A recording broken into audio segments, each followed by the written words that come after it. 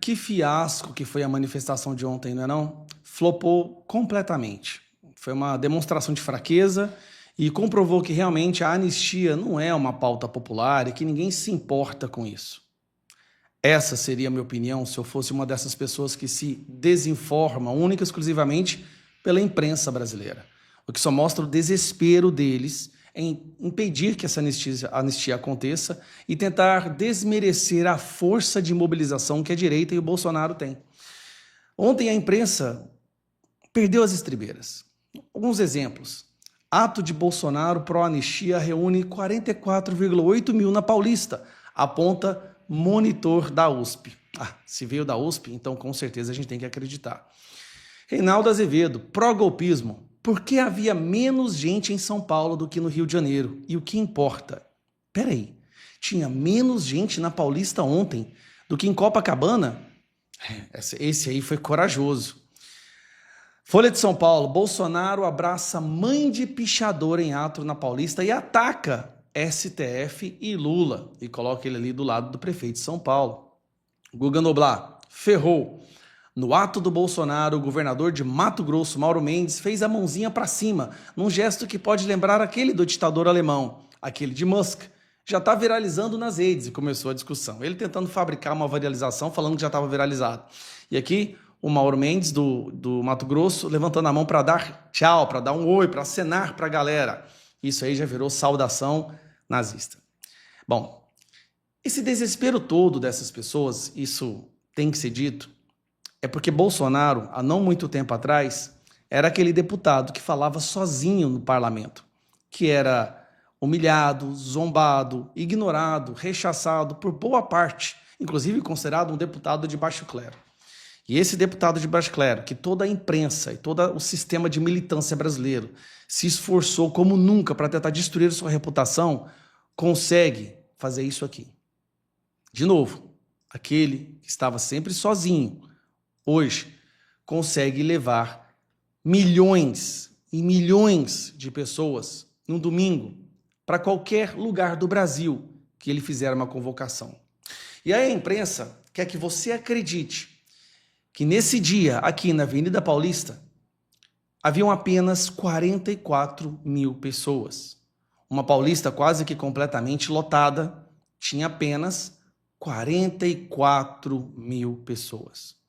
Por que esse esforço descomunal? Para que brigar com as imagens? Para que brigar com os vídeos? Por que essa insistência em subestimar a inteligência das pessoas? Tinha até um pichuleco, dessa vez é um ovo, como vocês podem ver, vestido de toga, com uma coroa, escrito Supremo Tirano Federal, fora Moraes. Esse pichuleque aí devia ter aproximadamente uns 10 metros de altura, eu acredito, um pouco mais talvez. E aqui, apenas robôs, como vocês podem ver, não eram seres humanos, eram apenas robôs que estavam ali. Interessante é que todos foram de graça.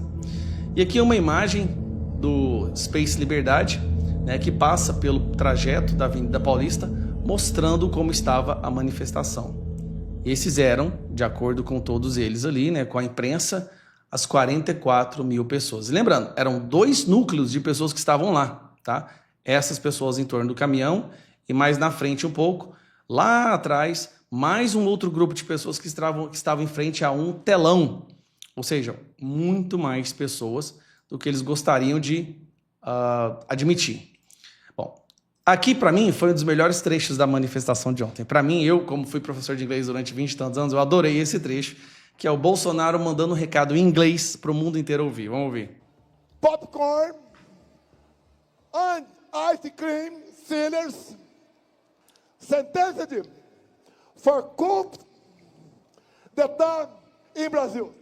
Pipoqueiro e vendedores de sorvete condenados por golpe de Estado no Brasil. Isso aqui para mim foi o auge da manifestação, essa parte. Bolsonaro lendo inglês, para mim foi uma das partes que eu mais gostei. E aqui tem mais imagens da manifestação, que eles alegam que tinha apenas 44 mil pessoas. Aí eu pergunto, por que essa insistência em brigar com as imagens?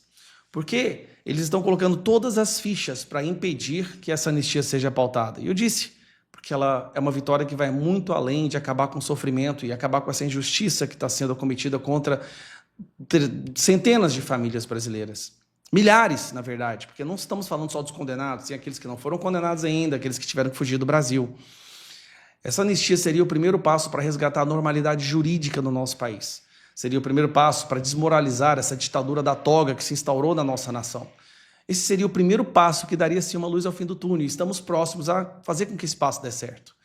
Então nós temos que, primeiro, conseguir as assinaturas do requerimento de urgência. Fale com os deputados do seu estado. Esta semana é a melhor semana para pedir isso, porque eles viram, apesar da imprensa tentar corromper os fatos, né, esconder os fatos, eles viram a quantidade de pessoas que estavam nas ruas, que estavam na Paulista nesse domingo. E foi sensacional. Ali tinha mais de 200, talvez 300 mil pessoas, por uma pauta específica, a anistia.